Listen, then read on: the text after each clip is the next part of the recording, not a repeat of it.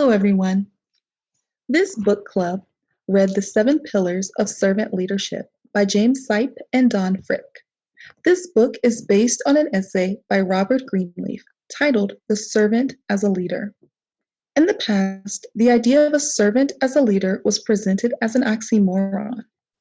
Servants serve the leader, and a leader leads. They don't serve. How can you be a servant and a leader? As we break down the seven pillars, which are a person of character, putting people first, a skilled communicator, compassionate collaborator, foresight, a systems thinker, and a moral authority. We will explore how these pillars connect to the concepts that we've learned throughout the semester with conversations between our classmates and one of the authors. Please be aware that the interview was shortened to meet time constraints. The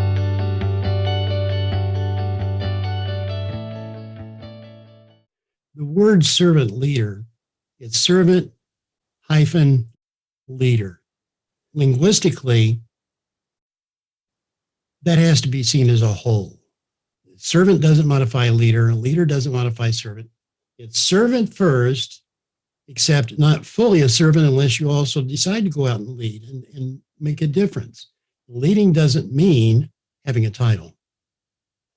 So it's a good philosophy of leadership for introverts. The point is not to go out and make yourself known. The point is to make something, help something to happen with a lot of different definitions. I would describe it as a calling. And it wasn't something that made any sense whatsoever. I mean, if you're going to be logical and normal about it, because I didn't know where that was going to lead me. Listen. Greenleaf said that's the top skill or capacity for a servant leader is to listen. But by that, he doesn't mean to take a class in active listening where someone's talking and you go, is that right? Yes, I see. You just listen. And Greenleaf defines listening as presence. He says it's very important to be silent. He says that if you're trying to persuade somebody, you have to listen first and be open to being persuaded. Otherwise, it's usually manipulation or coercion in disguise. And people sense that even if they don't have words for it. After a while, people had started writing a lot about servant leadership, but they didn't always mean the same thing. And nobody was talking about, so what? What are you going to do now? And that's the Greenleaf's best test for a servant leader is, do those who you're trying to help grow as persons? Do they, while being served, become healthier, wiser, freer, more autonomous, and more likely themselves to become servants? He once wrote a little thing about the hole in the hedge. He said, here's something interesting you could do in your life. When you see a hole in the hedge, go through it if it looks better on the other side. Try something else. If it doesn't work out, you may be able to come back, but you may not. But there will be another hole in the hedge. And for someone like me who had run around and done a lot of these different things, that made a lot of sense. He said you won't be famous and you're not likely to get rich, but you're going to have a whole lot more fun. And that's kind of important. So this book, I watch these people who are guests on the morning news shows, and they'll go to them and they'll always say, hi, oh, I didn't know that book was there. But a friend of mine and I started thinking about something that was more accessible for people than reading all these essays and even Greenleaf stuff. And he had a little company that did leadership training for some good corporations. But so he asked me to write down some thoughts that included Greenleaf and what he was doing in his curriculum. And so that eventually turned into a book. Now, in here, it really is a book about implementing servant leadership, because all of the organizations I've been to where this stuff was taken seriously to the extent that it changed policies, all of those places had a small group that got together, usually a book club or something.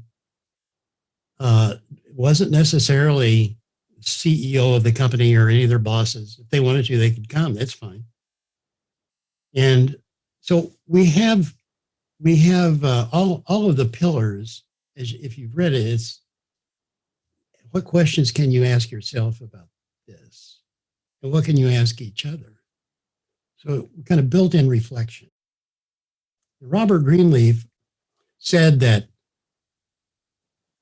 if you think that you're going to gain any wisdom by somebody else pouring it into your head, you're wrong. It's not really yours until you reflect on it. That's where the gold comes. And what's so exciting about it is insights are nothing you can quite predict or force. It's kind of like listening. You have to make space for it. Greenleaf is the only leadership thinker I know who talks about the power of intuition. He several times taught classes at Dartmouth, I think one time at Harvard too, called Intuition in Business Decision Making, the standing room only. If you've got a business decision to make, you need to get as much information as you possibly can, look at the trend lines, what's happening globally and so forth. And then you can do forecasting, but not foresight necessarily. That kind of leaps over that gap between what we know and all there is to know. How do we close that gap? A lot of people will use algorithms. He listened to that. This guy worked at AT&T and hung around Bell Labs a lot. He loved it. The guy who invented the transistor, worked there, and that's where they first heard the sound of the Big Bang at Bell Labs. And they had an anechoic chamber that would not let any sound in or out. He liked to go and just sit there until they kicked him out. He loved that silence. So there it is. It's throw yourself in, do everything you can, and then let go, throw yourself into mystery and see what bubbles up. Because I guarantee you, if you try to say, I want some insight. I want an insight right now. Oh gosh, I want to get an insight. Ain't going to happen. If you want to get an insight, go look at your garden. Listen to a bird sing or something. That's likely where it might happen. And I'm going to be interviewing a guy named Howard Bahar a week from today. He joined Starbucks just in time that Howard Schultz named him to build the entire international business. And so he did. He started the whole international group, Starbucks. But he got to know Howard Schultz pretty well, too. And Howard had, he did pretty well for himself. But he really did better when Howard joined his group. And Howard convinced everybody that we are not in the serving coffee business. We're in the people business. And we happen to serve coffee. And that theme just kept building and building, building in and out. I mean, Schultz is the one who says this. So Greenleaf wrote, the work exists for the person as much as the person exists for the work. The metaphor for servant leadership is a garden. There's a gardener, used to be somewhere, but the gardener doesn't provide the sun or the rain. The gardener makes the conditions right for every plant to thrive naturally. You have to dig in humus deep into the dirt. There's going to be weeds. You're going to have to pull them. Sometimes happens at work.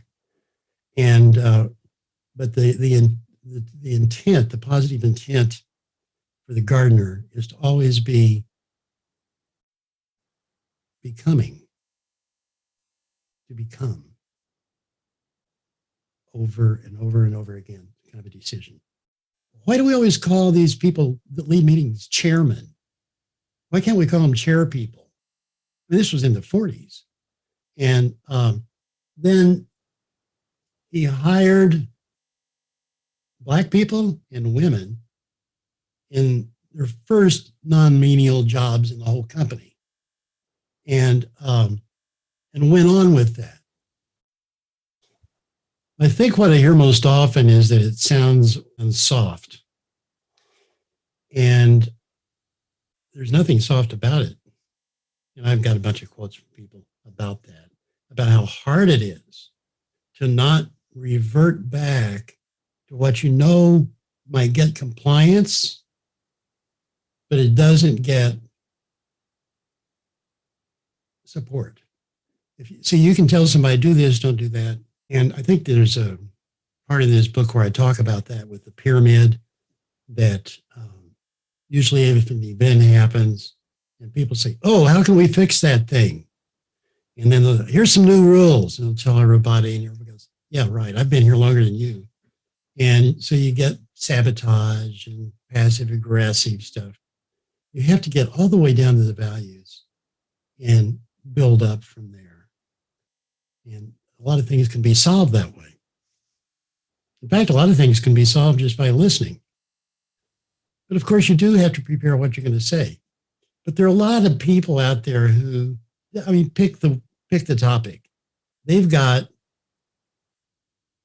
a kind of they're going to be the sage on the stage, you know, instead of the mentor at the side of the stage or behind the stage. They did everything. They did drafting and they did surveys and they build systems and stuff like that. So they were having trouble, and the founder had studied servant leadership for a long time and had a reading room where people could read about that and other leadership books and things like that. They had a problem. All these different divisions weren't talking to each other very well. And so clients were being dropped or ignored or whatever because this company was not communicating very well. And so they're going to lose business. And they decided that the person who would be the best professional to run their group, make sure everybody knew everything, and the customers were happy, was the receptionist. She knew all the customers. They liked her. She knew what all of these people did. She knew some of their weirdness. And she did that, and I'm telling you, it made them a lot of money very quickly. I think that servant leadership is likely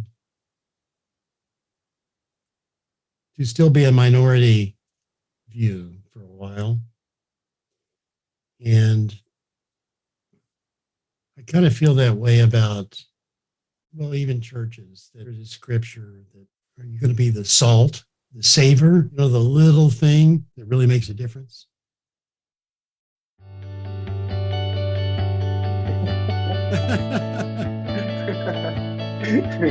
Thank you so much. All right. We really Talk to appreciate you. it. Bye.